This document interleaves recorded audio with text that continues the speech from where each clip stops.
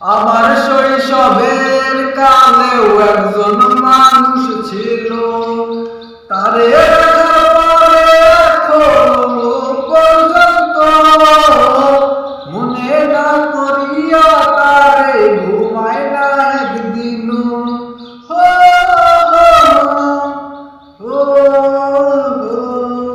আমার শৈশবের কালেও একজন মানুষ ছিল, তারে দেখার পরে এখনো পর্যন্ত মনে না করিয়া তারে ঘুমায় না একদিনও।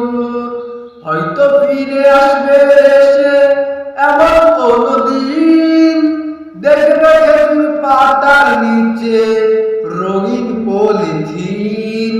হয়তো ফিরে আসবে সে এমন কোনো দিন, দেখবে